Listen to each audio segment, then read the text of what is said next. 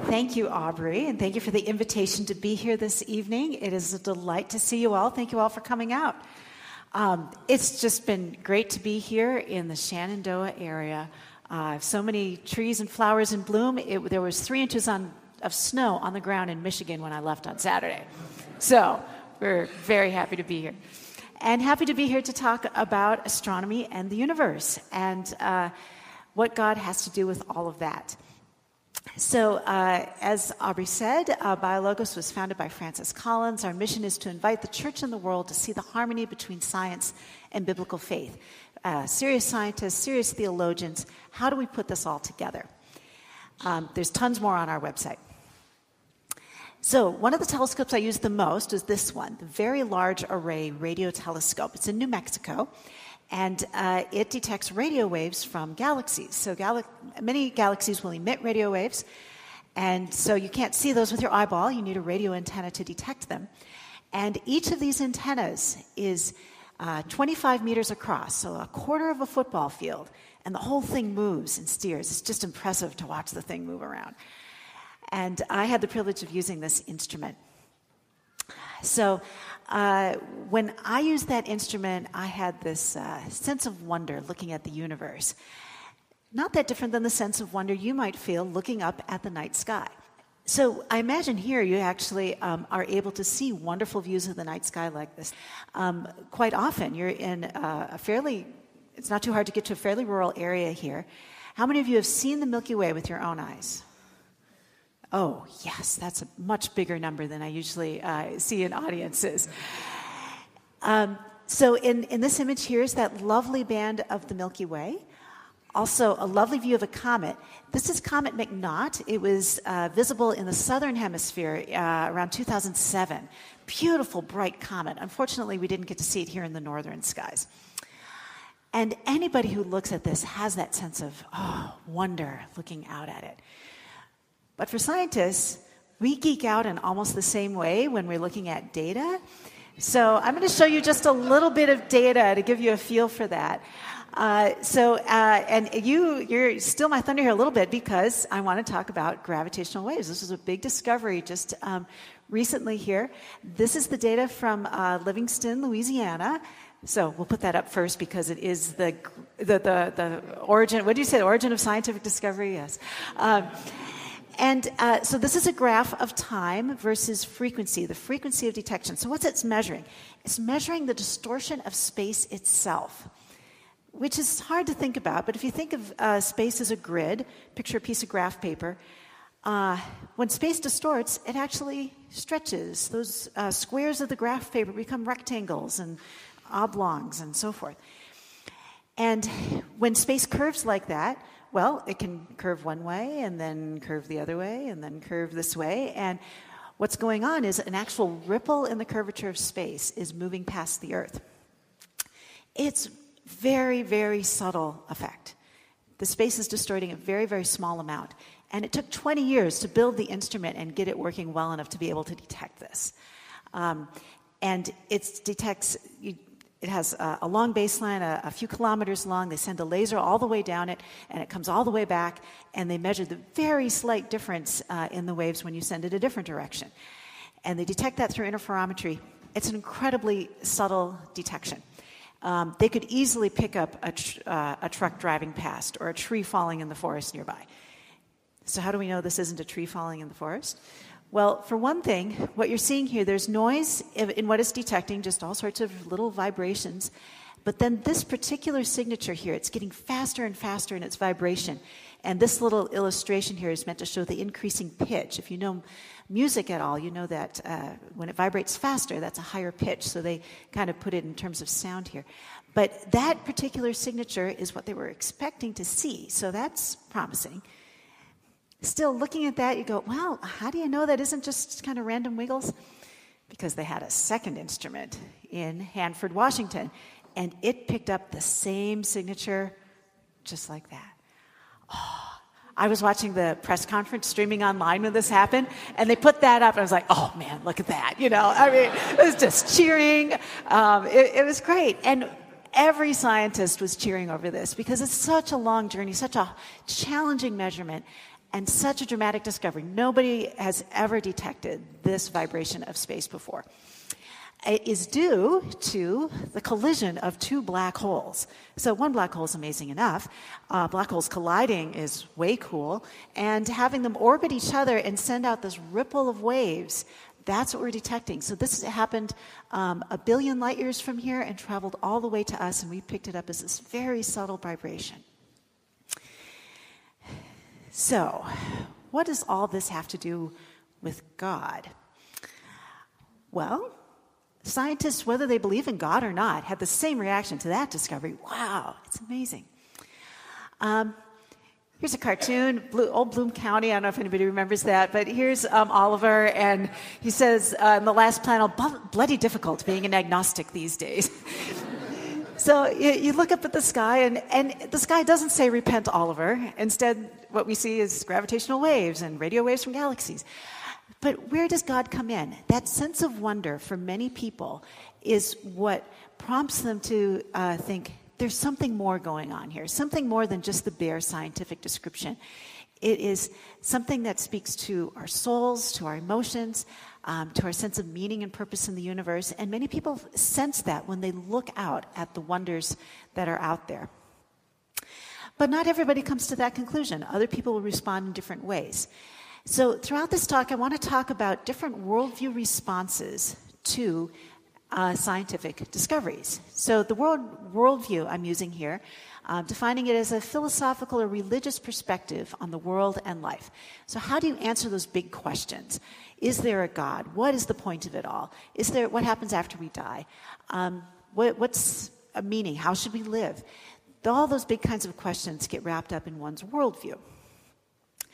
And it's more than just religion. So religions are worldviews, but people who are not religious also have a worldview. They have a way they answer those big questions. So how do people of different worldviews respond to things? They can respond to the same science in different ways. So having a different worldview doesn't mean that you're doing different science necessarily. You could be doing the same science. And so I have a few examples here of different worldview perspectives. So here's Jerry Coyne. Jerry Coyne is a militant atheist, an anti-theist. He is opposed to religion of any kind. He calls it superstition. In this quote, he talks specifically about our organization, BioLogos, and says, it's cognitive dissonance. How can they accept science? On the one hand, they promote science, and then they promote superstition on the other. So he doesn't get what we're doing and frequently blogs about how we are mistaken. Okay, but we agree with him on science. The science is the same, but we have a very different worldview. But not all non-Christian worldviews are Jerry Coyne. Here's another one. This is Stephen Jay Gould.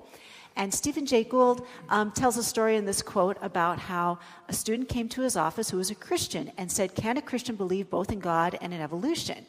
And he says, I gulped hard, did my intellectual duty, and reassured him that evolution was both true and entirely compatible with Christian belief, a position that I hold sincerely, but still an odd situation for a Jewish agnostic.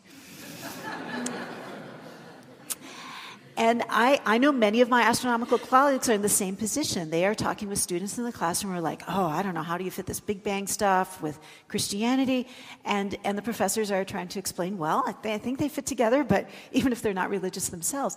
But so,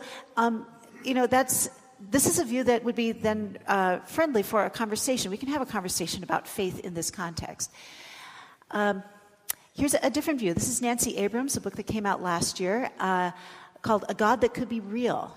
And she says all the old views of God are demonstrably inadequate to our times. The dawn of a new cosmology is the best opportunity we may ever have to get it right. So the traditional views of God, she says, don't work at all with modern science. And the God that she proposes is an emergent phenomena that can have emerged only from humanity. So she's saying, yeah, God and religion, they're good things, but they're an emergent property of humanity, not some cosmic truth. So that's another worldview, different from the Christian worldview.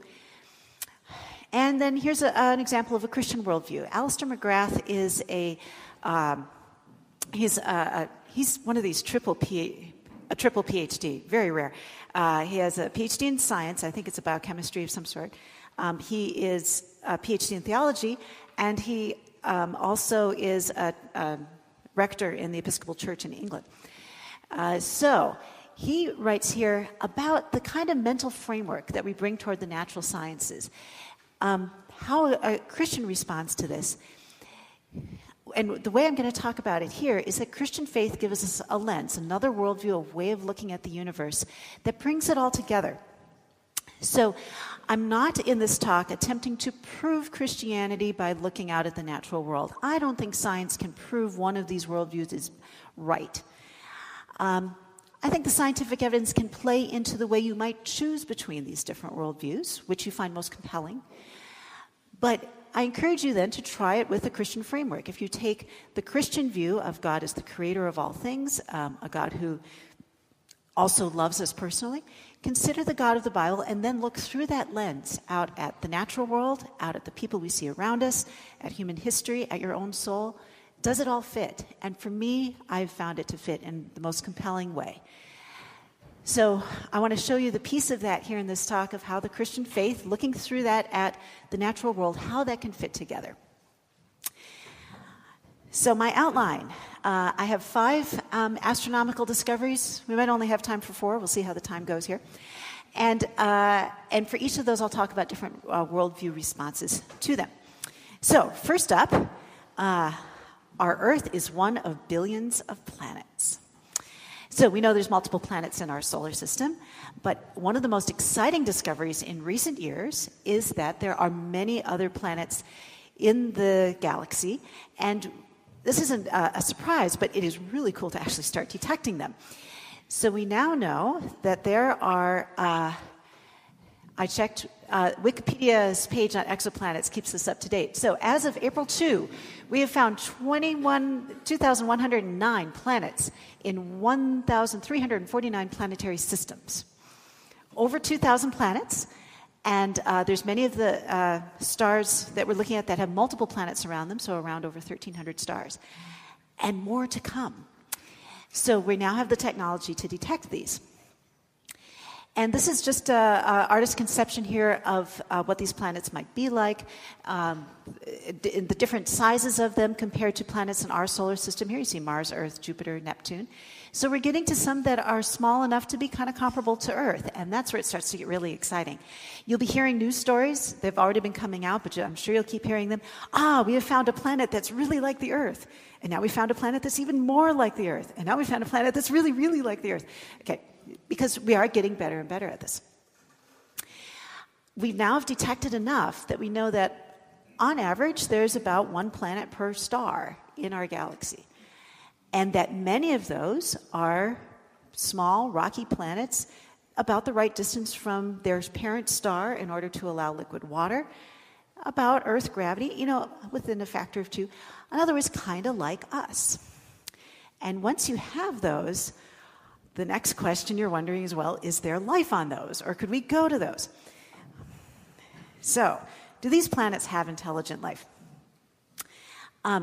First of all, let me say that no aliens have visited the Earth. Okay? I was actually asked that in a talk at a university once. They said that the questioner, who I think was from the community, not from the university itself, said, when we discover that the scientists, when the government finally releases the evidence from Area 51 and shows that the aliens are smarter than we are, then what will that mean for humanity?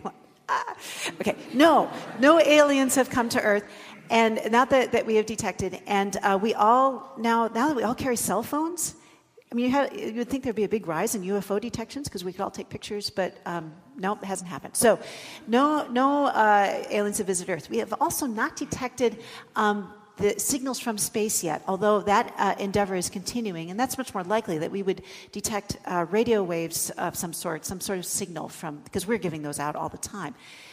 That's not yet been detected, but the SETI program, Search for Extraterrestrial Intelligence, has recently received a big infusion of funds, so it might be, maybe we'll find something.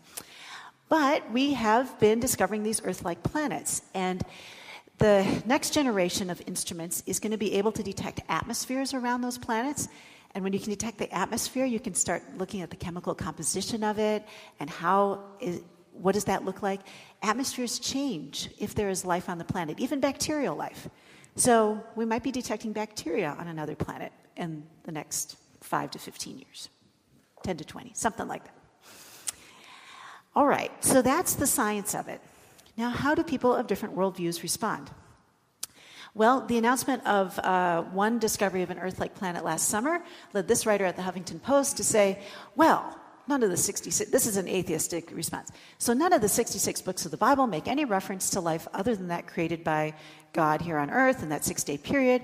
So if we discover life elsewhere, one must admit that it's an oversight, so much so that the discovery must to all but the most closed minds call into question the entire story of creation.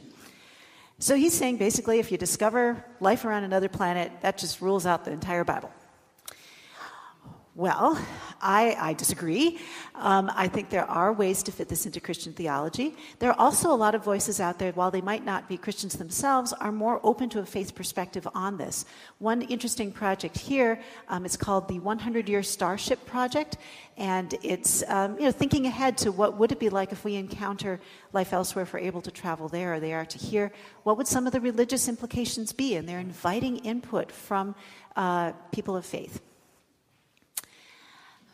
Some Christian responses. Well, the Bible actually does refer to non-human intelligence. It refers to angels. They're intelligent creatures created by God and having personality and will and so forth. We know just hints about them from the Bible, but it's an interesting angle on it that you might use as a comparison, as a thought experiment.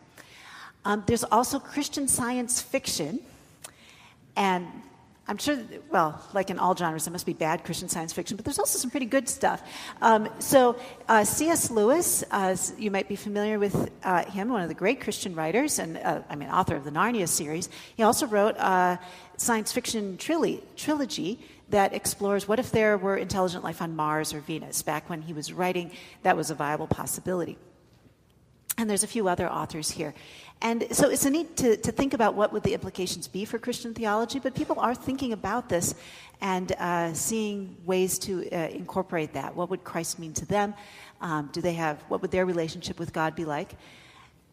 When I see the extravagance of God's creation, I guess it wouldn't surprise me if God made other intelligent life other than us.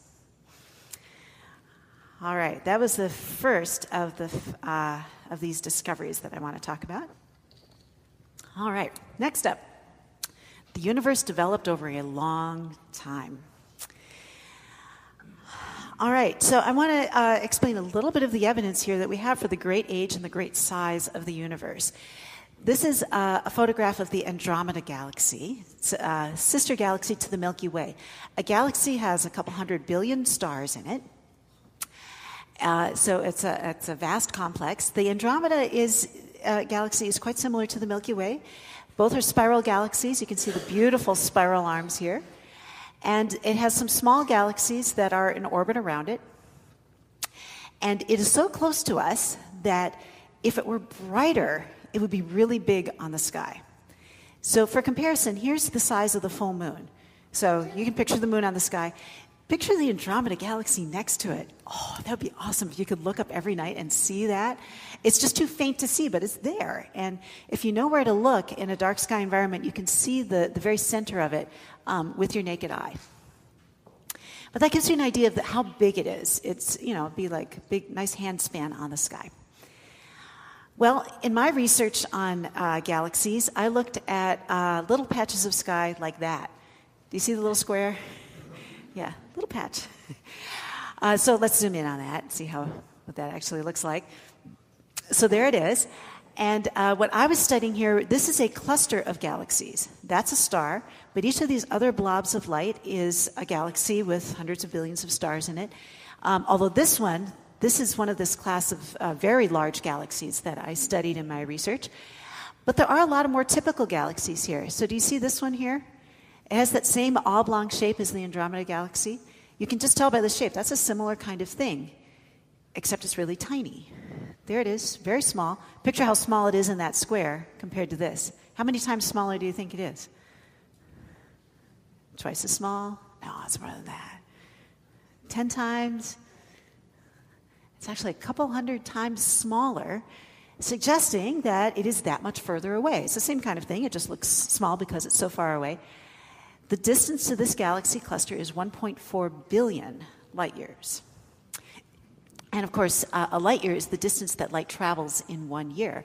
So we're seeing these objects not as they are now, but as they were 2.5 million years ago, and in this case, we're seeing it as it was 1.4 billion years ago. That's one of the more visual ways of getting a grasp of the size of the universe, some of the evidence that astronomers have when they're measuring this, and thus the age of the universe. We're talking about a universe that is billions of years old. Here's a graph that tries to show the timeline of the whole universe in one graph. Hey, why not? Okay, there's a lot on this picture. I'm going to come back to it a few times to fill in some details. But for the moment, I want to tell you that it starts here with the Big Bang, and then it goes all the way, time is moving forward here to the present day. And this diagram was produced by the WMAP satellite, so they have their satellite there. So humanity is here, and then we go into the past. The solar system formed 4.6 billion years ago, so it formed at about this time. And since the beginning to now, you can see that things have changed a little bit. In the way they've drawn this, they're showing the development of galaxies, that there's little fragments of galaxies here, and that they're getting bigger and brighter here as you go along. So galaxies, planets, and so forth are developing over the history of the universe. It's not static, it's continually changing. So, how do people respond to the idea that the universe developed over a long time? Well, one atheistic response, and this isn't a quote from a particular person, it's just the kind of thing that might be said, says, well, now we have a scientific explanation for the development of galaxies, stars, and planets, so we don't need God anymore. That's a common line of reasoning, and I would reject that. I would say that a scientific explanation does not replace God. We have scientific explanations for lots of things. Photosynthesis, gravity, cellular biology. We have scientific explanations. So we understand how gravity keeps the planets in orbit around the sun. We've known that since Newton. And yet that Newton viewed God as being sovereign over that wonderful system, that whole system of gravity as being a testimony to God's faithfulness and power. So having a scientific explanation doesn't mean there isn't also a religious explanation or a way of understanding it on top of that. And the same would be true here for the development of the galaxies. Not that everybody would need to agree with this religious explanation, but it certainly doesn't rule it out.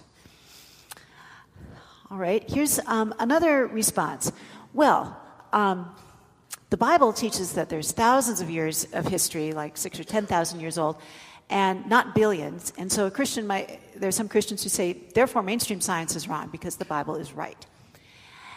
There are also atheists who will say, well, the Bible teaches that it's thousands of years and not billions, therefore Christianity is wrong because science is right. Okay, so you see how they're both assuming the same thing? They're assuming that's what the Bible teaches and that can't fit with science. And on the face of it, yeah, thousands of years isn't the same as billions. But is that what the Bible is really teaching? Now, this was a personal issue for me. I grew up in a Christian environment that was conservative. We believed the earth was young. And I wasn't sure for a long time how to fit these together. But then I began to learn more from theologians, biblical scholars, about what we really do know about Genesis and that context in which it was written. And it is an ancient text, written in an ancient context. And without understanding that ancient culture, it's easy to draw the wrong conclusions. The ancient cultures in the Near East, like the Egyptians and Babylonians and the Hebrews, believed that the earth was flat. How would they know it was spherical?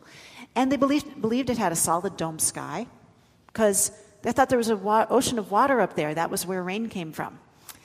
Okay, so very different picture from us. They didn't understand modern science at all.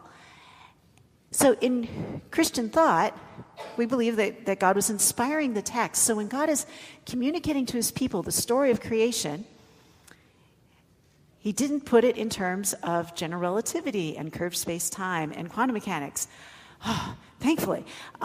Instead, in Christian thought, God accommodates the message to the people. And so he puts it in terms that they would understand, referring to structures like the dome, the firmament, if you know that passage, and putting it in a motif that was common at that time, a 6-day framework for telling a story with a 7th day. There's overtones of a temple, which was also a common motif at that time. There's a bunch of material on our website and in some of the books on the table out there that go into more detail on this. But it helped me understand that that passage was not meant to teach modern science.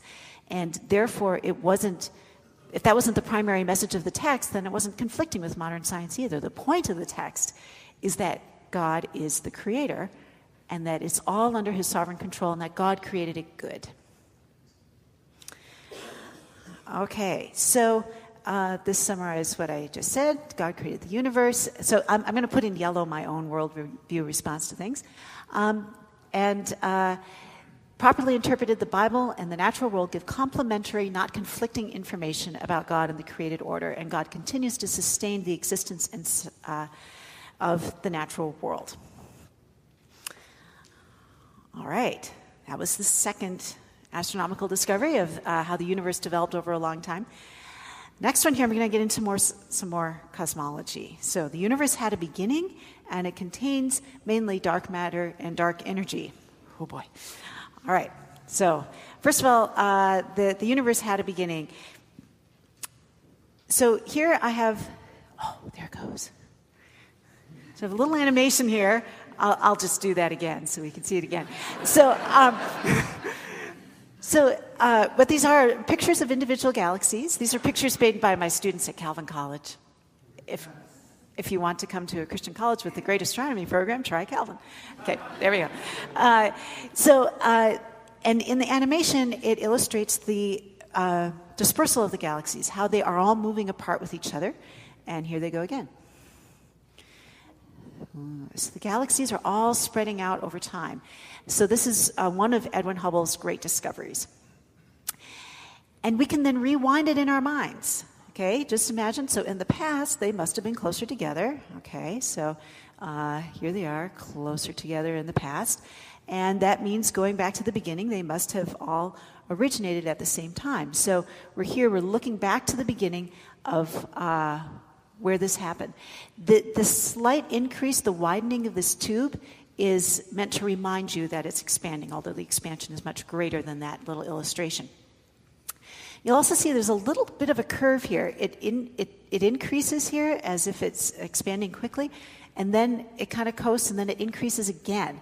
And it says here, dark energy accelerated expansion. So let me illustrate with my hands. So it's easier. So the universe could be expanding steadily like this. There it is, moving apart.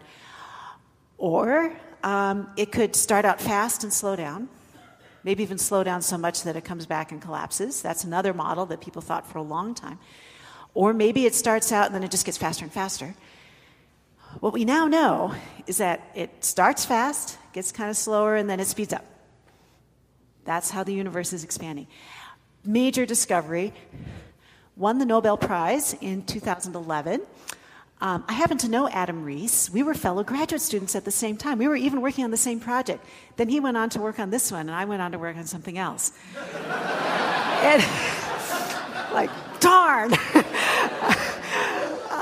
So, you know, I mean, that was like a midlife crisis moment, like, oh, that dream is gone, you know, it's not going to happen. Okay, so we now know that the universe is accelerating its expansion. All right, so we can then we can keep rewinding it in our minds. So it rewinds. Galaxies are getting closer together, and they get closer and closer and closer, and the matter until it's all packed together. The whole universe was in a hot, dense state. Okay, #1 primetime sitcom, The Big Bang Theory. This is called The Big Bang. Now, I do not endorse the ethics on that show, but the physics humor is awesome. It's dead on. All right, so this is the Big Bang. Now, there are some scientists who refer to the Big Bang as if it replaces God.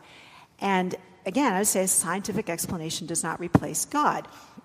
I would see the Big Bang as, I use that term the way scientists use that term, which is to describe a scientific theory, like we would say gravity or photosynthesis.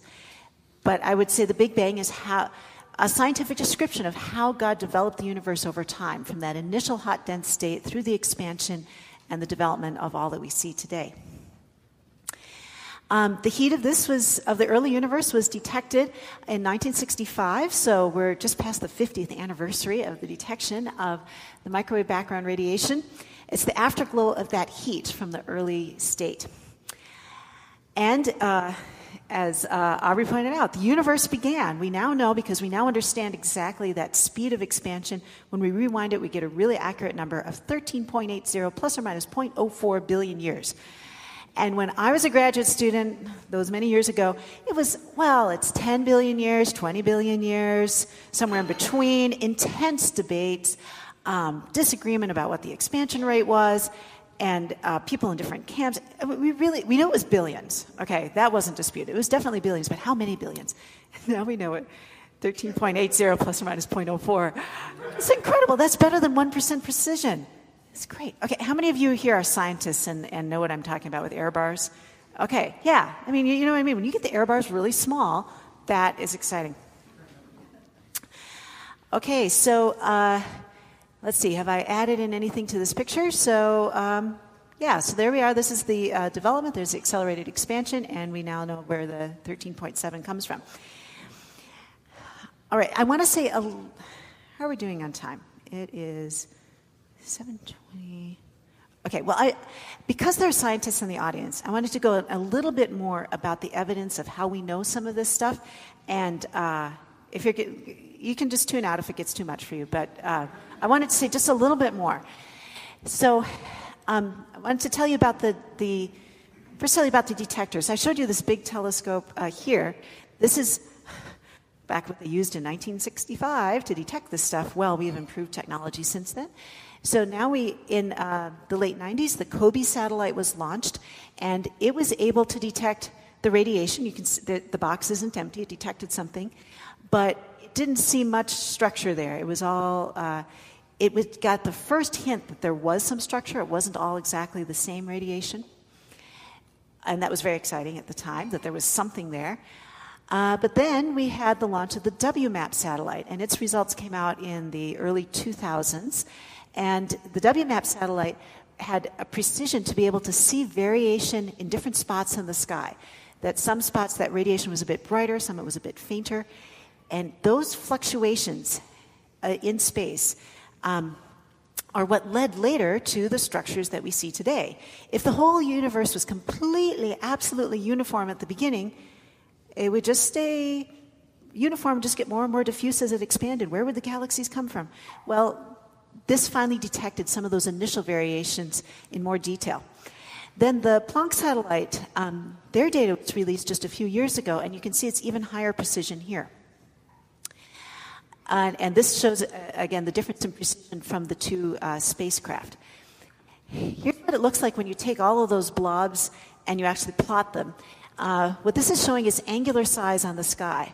So on the axis here, it's going from really big features, like 18 degrees would be like your whole hand here across. 1 degree would be like your thumb or your finger, and then getting to smaller and smaller details. And this is what we had. And then on the vertical axis is the temperature of the fluctuations, or how intense and bright they are. And so what it's saying is that around the 1 degree size, that's the most common size. So when you look here at these blobs, they're typically about 1 degree across. That's what this peak is. But there's also some things that are smaller features. There's some things that are bigger features. All right, so that's what this is plotting. Here's the WMAP data. It goes out to 0.2. The error bars are getting pretty large here. Planck come along and go all the way out to there. The data and the model are lining up all the way out to oh my word, this was so exciting when this came out. Incredibly good match between the model, the curve, and the data, all these little dots here. And the error bars, you can't even see them, they're so small, and yet they're matching the data. And what determines the shape of that model curve? The amount of dark matter in the universe, and the amount of dark energy in the universe, and the amount of regular matter in the universe. And so by looking at these data, we know precisely what those values are. So here are the things I talked about. So the universe is mostly not stuff that we don't understand. Okay, so here's a pie chart of the universe. So it's helpful to have pie charts just because, something familiar in the midst of a lot of really weird stuff. Of the stuff in the universe, 4.9% is atoms. Like everything in this room is atoms. Everything in the periodic table, carbon, nitrogen, oxygen, hydrogen, iron, the atmosphere, the air, all of this is atoms. Atoms we understand really well. Thank you, chemists. We got atoms down. But in the mid-1900s, we discovered that there's something called dark matter out there. And it's not atoms. We know it's not atoms. We also know it doesn't emit light, it doesn't block light, it doesn't interact with light, so we call it dark. But we know it's there because it has mass. It we can see it in the way stars orbit in the galaxy. We can see it in the way galaxies orbit around each other. We can see it in the way the universe expands. There is dark matter out there. And we're starting to get a handle on what dark matter is. There's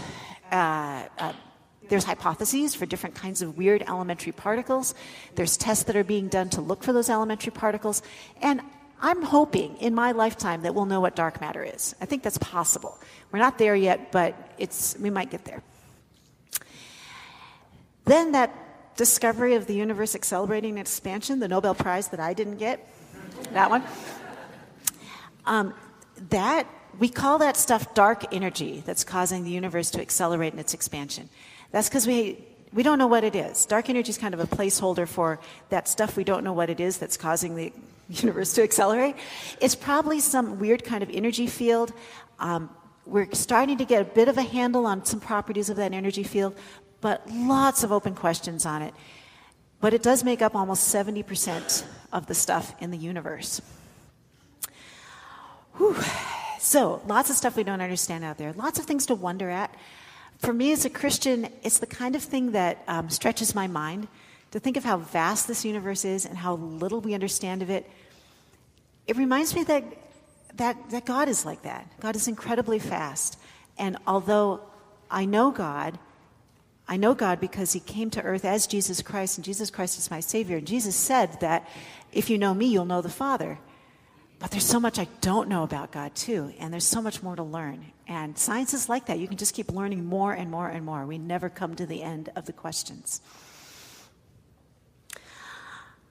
All right, so I wanted to, coming back to my outline, some worldview responses to this. Maybe not so much to the dark matter and dark energy part, but to the Big Bang part. What does this mean that we understand the beginning of the universe, that it had a beginning? And there's some interesting things going on in the 1900s. So early 1900s, all the physicists thought the universe was eternally old. And then along came this discovery of the expansion, pointing back to a beginning. And you had Arthur Eddington and Fred Hoyle saying the notion of a beginning of the present order of nature is repugnant to me. And Fred Hoyle says, well, the creation issue simply cannot be dodged. They were really concerned about this. It had overtones of religion. They didn't like the idea of the Big Bang. It sounded like religion to have a beginning. So it's kind of ironic that now, today, the term Big Bang is often used to refer to a more atheistic perspective. But when it was initially introduced, it had these religious overtones. However, another major cosmologist of the time, Georges Lemaitre, he's a cosmologist in Belgium, and he was also a priest, a Catholic priest. And he was one of the major leaders in mapping out the mathematics of how the universe could be expanding and could have a beginning. He didn't see any problem with that because it fit in his faith context. So this is an example of where your worldview might impact what kinds of scientific questions you find interesting to investigate. What do you think might be plausible when it's at the hypothesis stage? That sort of thing. Another atheist, so this is much later, this is Stephen Hawking in his best-selling book, Brief History of Time.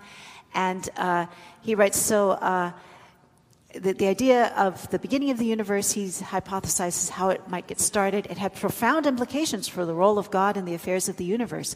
So as long as the universe, had a beginning that we didn't understand, we could suppose it had a creator.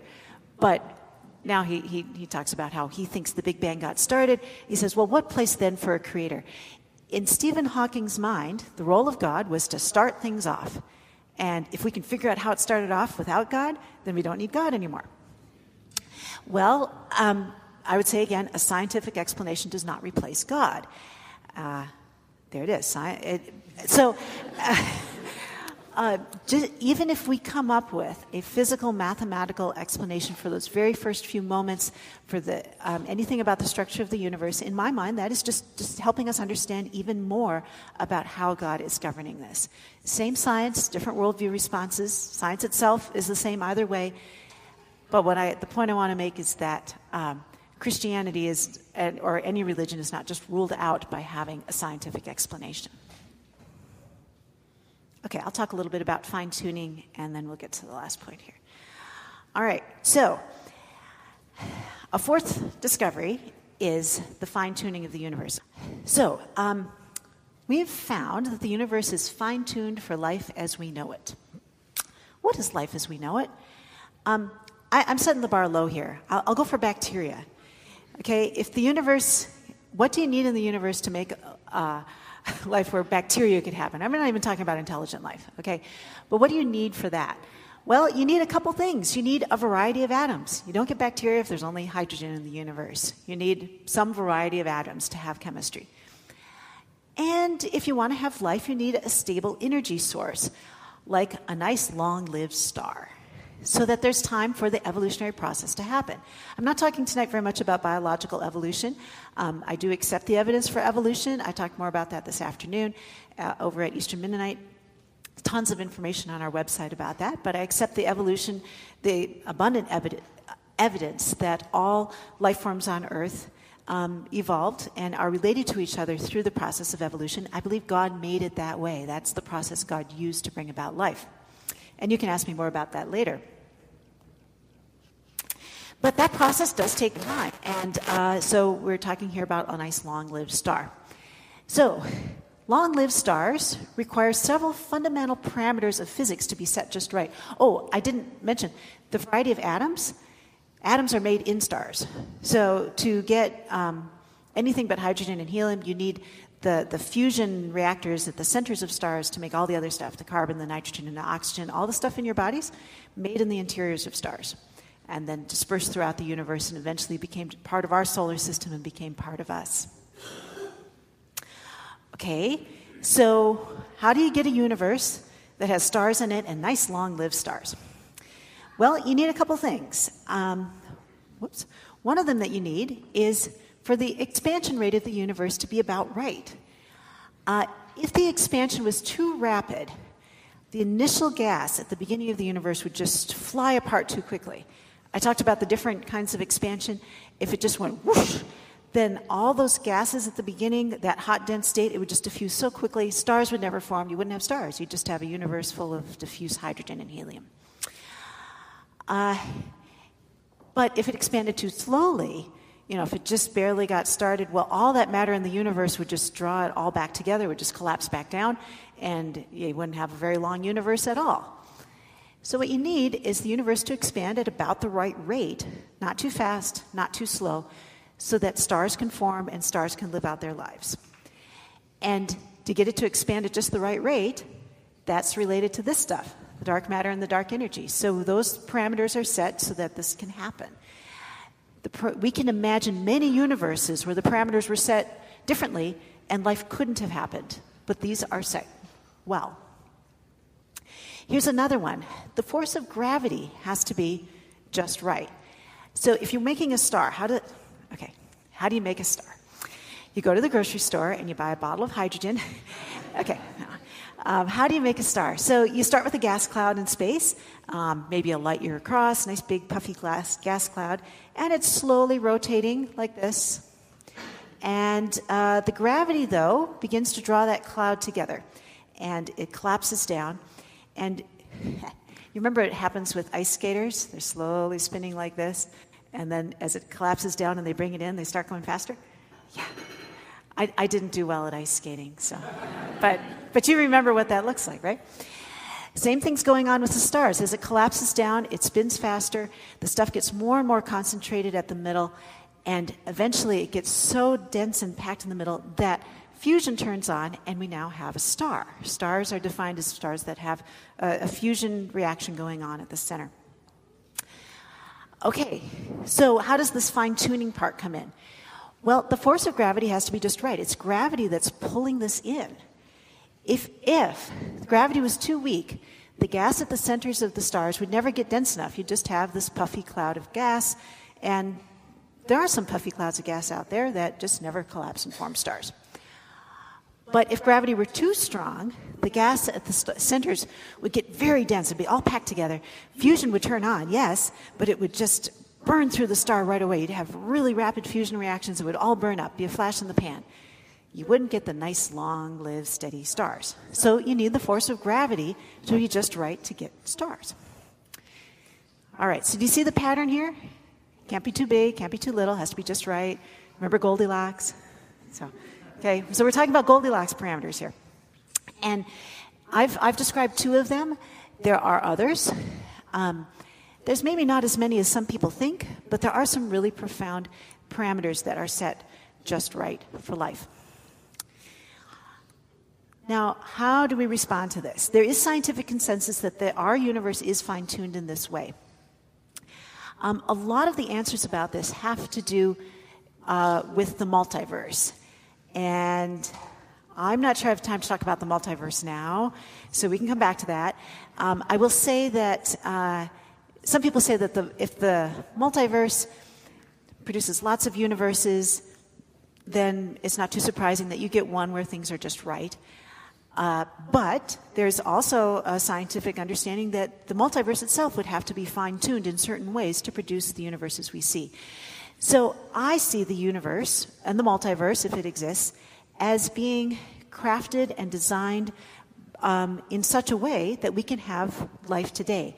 It's as if God were the master craftsman at the beginning, and he's like, okay, I want this whole pattern to play out, and these are the ingredients I'm going to need to do it. Things will have to be set this way, and then we're just going to keep that consistently and watch this beautiful gradual development of all these things over time. And that's what we see happening. All right, fifth and last point, the place of humans in the universe. I've talked about a lot of aspects of this. Let's bring it back to, what does this mean for us? Our place in the cosmos. This picture, by the way, is a gravitational lens, one of the things I studied in my research. I can talk more about that in the question time if you want to.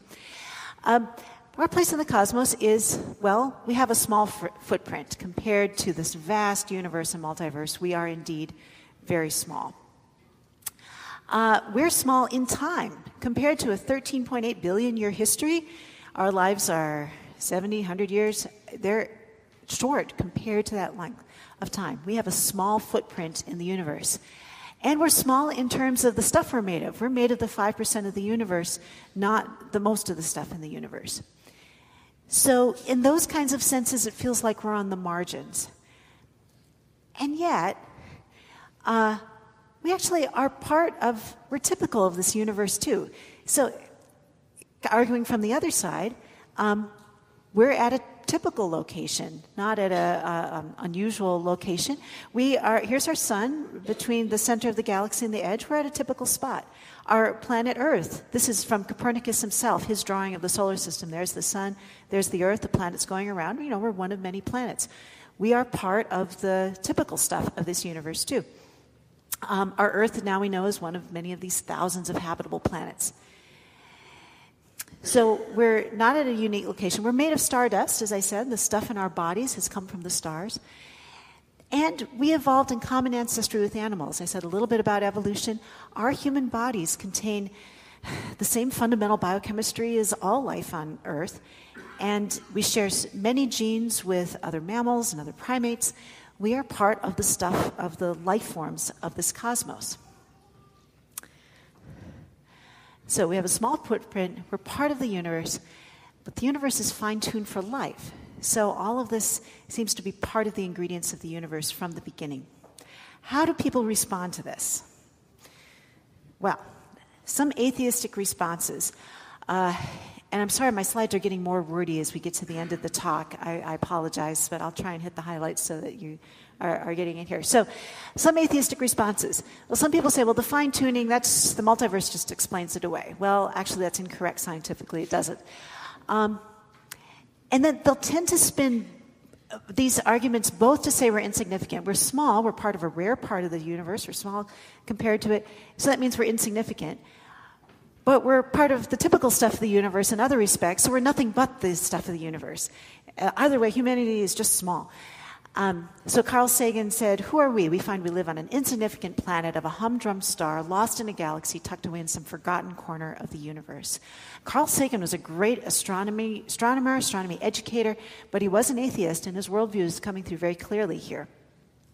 Atheist author Christopher Hitchens said, "Only the most extraordinarily self-centered species could imagine that all this was going on for our sake." Somebody asked me this afternoon, why is it people have this gut response to these discoveries of the universe? It was very different hundreds of years ago. People would look at the vastness of the night sky and feel that they were closer to God in some way, that they were more significant, that they were part of something bigger, not feel like, oh, I'm isolated and small and alone and insignificant. There's something different about our culture that this idea has become to be so prominent. It's not required by the science itself. We can spin it a different way.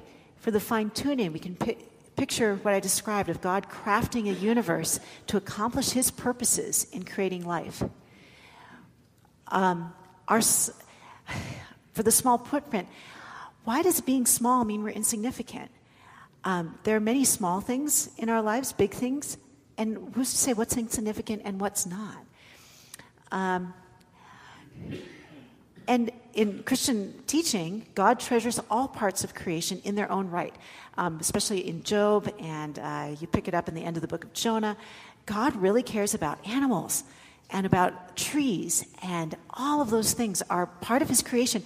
It's not that God made all of this just so he could have humans. God delights in the whole kit and caboodle. It goes on for verses in Job about the ostrich and how cool the ostrich is and how silly the ostrich is, and it's all right there in Scripture. And the ostrich it just seems to be made to delight God. And as for being part of the stuff of this universe, think about the Incarnation. This is the Church of the Incarnation. Christ himself became incarnate. This is God, the creator of the whole cosmos. In John 1, it says that Christ created all things. Do I have the verse here? Yes. In the beginning was the Word, and the Word here is referring to Jesus Christ. The Word was with God, and the Word was God. Through him, all things were made. Jesus Christ was present for creation. All was made through him. But that Word became flesh and made his dwelling among us. There's one paraphrase that says, God moved into the neighborhood. God became part of the stuff of this universe. He took on the atoms that were made in the stars, and he lived out the lives that we live. There's a philosopher, Ernest McMullen, put it this way. When Christ took on human nature, the DNA that made him the son of Mary may have linked him to a more ancient heritage, stretching far beyond Adam to the shallows of unimaginably ancient seas. And so in the Incarnation, it would not have been just human nature that was joined to the divine, but in a less direct but no less real sense, all those myriad organisms that had unknowingly over the eons shaped the way for the coming of the human. Christ became incarnate as one of us. To God be the glory. Thank you for your attention.